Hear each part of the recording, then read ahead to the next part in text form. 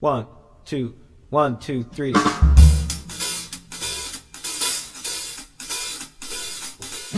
What's up, everybody? Welcome back to my channel. I hope you guys are all having a spectacular evening. We are back for our Harry Potter reread series, and today we are going to talk about Harry Potter and the Chamber of Secrets. I finished book 2, I watched movie 2, I'm currently reading book 3, and I want to talk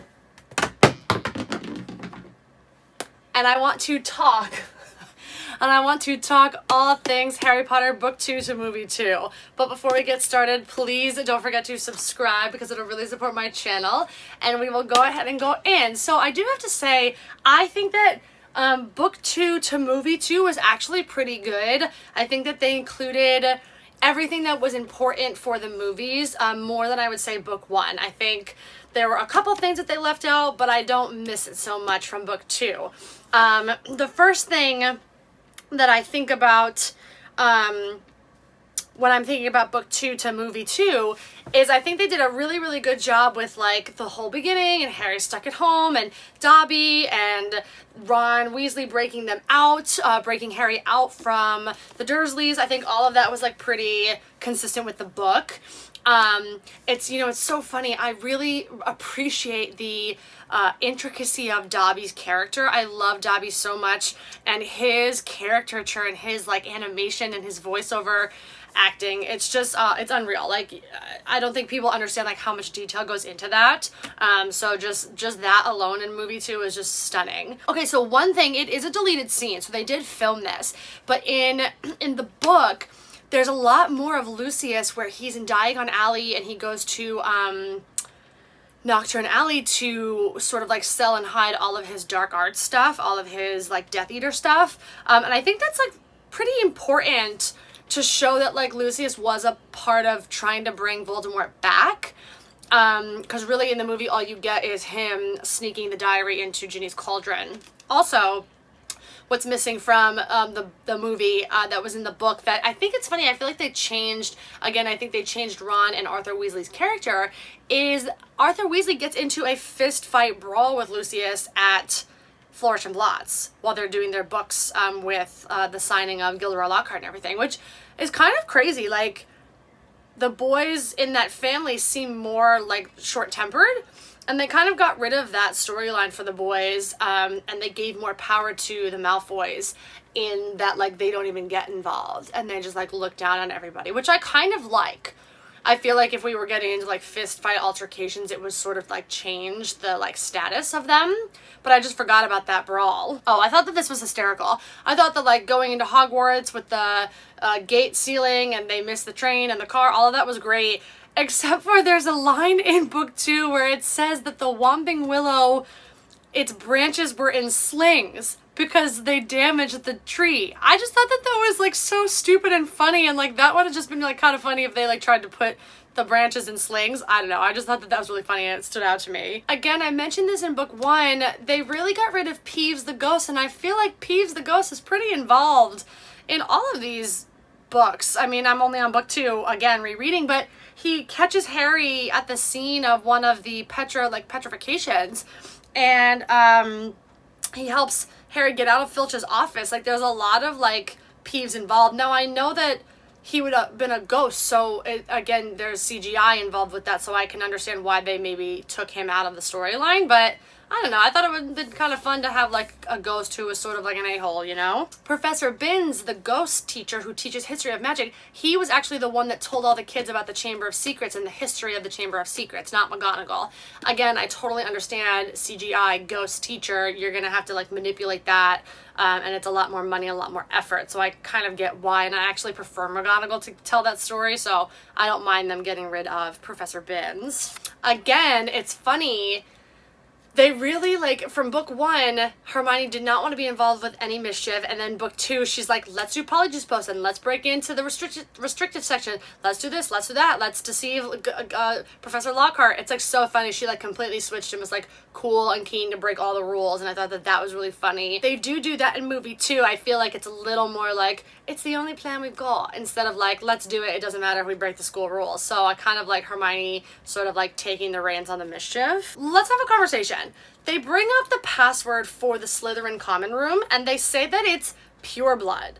Now, here's my question, Harry Potter fans. Who comes up with the passwords to get into the common rooms? Because if it's a teacher, that's horrible that it would be pure blood. I can't even imagine Snape would make a password called pure blood if he's the head of Slytherin house. So I'm just confused. If anybody knows like who creates the passwords, we need to have a discussion. We need to like leave a comment below and tell me the theory and the thought. Oh, they also bring up too, which they don't really talk about like Malfoy Manor or anything like that till book 6 and book 7, but they talk about how Malfoy's father has a bunch of dark art stuff hidden in like a secret place in their house, which I think is also important. I feel like they sort of like took away the they have Draco Malfoy a lot, but there's not as much Lucius as there is in the book compared to the movie. Oh, I have another question. Again, this is like breaking down the theories of like the Harry Potter world. So if they transform into Polyjuice Potion, right?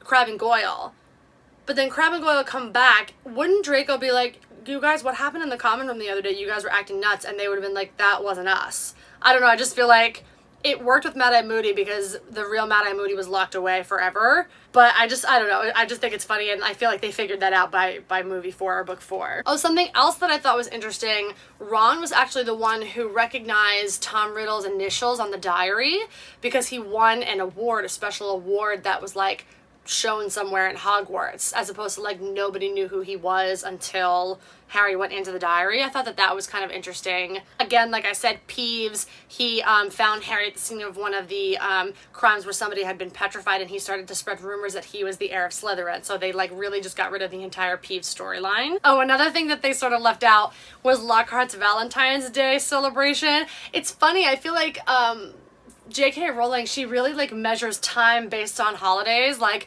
they talk about Christmas and Easter and Halloween. Like every year there's something on Halloween, or you know. So I think it's like funny. They did do it in the movies with like snow, or like when you look at the castle, it changes seasons to give like the continuum of like where we are in time and how long it's been. But I just think it's funny, like they added in like he wanted to do a Valentine's Day thing, and then Harry gets this like singing Valentine's Day card, and he's like so embarrassed. I just think it's really funny. Oh, something else, again, CGI, but a spider actually takes Ron and Harry to Aragog. Instead of them wandering into the spider's lair, spider's camp, one of the like baby big spiders like takes them physically, which, and I think I watched a behind the scenes thing that was saying that like the spiders, as much as they could, were real. They were not CGI except for the ones that would like float down. So again, how do you have a real fake spider carry the boys? You know, it's all really complex for the beginning of our Harry Potter journey, or our Harry Potter movie journey, compared to where they were in book 7 or movie 7. Also, the last thing that they didn't really do was have Mrs. Weasley come to Hogwarts to get Ginny when she was taken by the monster. She ends up being there when the boys come out and the boys have saved her. And I actually kind of prefer that. I mean, it's funny to think about, but I kind of like the parents like not being at Hogwarts at all. Like they don't come at all until the end for the Battle of Hogwarts, which I kind of like. I don't know. I really think that Harry Potter 2 was extremely consistent with the movie. Again, little things, little characters that dropped out that I think they told as much of the story that we needed to see. Obviously, we would like to see like Peeves and all these other little things, but I think book 2 and movie 2 were really well executed. I'm not going to do a like, which is my favorite book yet, because I want to reread them all and like have another like go at reading them all before I tell you what book is my favorite. I do have a favorite movie, which I'll tell you when we hit book 7, movie 7. But book 2 is really good. I love the whole Chamber of Secrets situation. I love Lockhart as a character. I think he's like so funny and like annoying and arrogant. I love the friendship and the adventure of Ron and Harry. I also think it's really great that J.K. Rowling gave Ron and Harry a book of adventure, and then she gave Harry and Hermione in book 3 a book of adventure, instead of it just being like all 3 at once, which is kind of fun, and it gives you a glimpse into each of the 2 characters' friendships, Harry and Ron versus Harry and Hermione, and then we get to the end and it's the trio. Yeah, so those are my thoughts on book 2. Let's have a conversation. So leave a comment below. Tell me what you think about who creates the passwords to get into the common rooms. If you have any questions about Harry Potter, my channel, book 2, movie 2, leave a comment below. Again, I hope you enjoyed this video. Before you go, please don't forget to subscribe because it'll really support my channel. I am in the middle of book 3. I think I'm like halfway done. We will finish book 3. We will watch movie 3. And then we will be back for our series of Harry Potter reread, talking about Harry Potter and the Prisoner of Azkaban. But until next time, I will see you guys in that next video.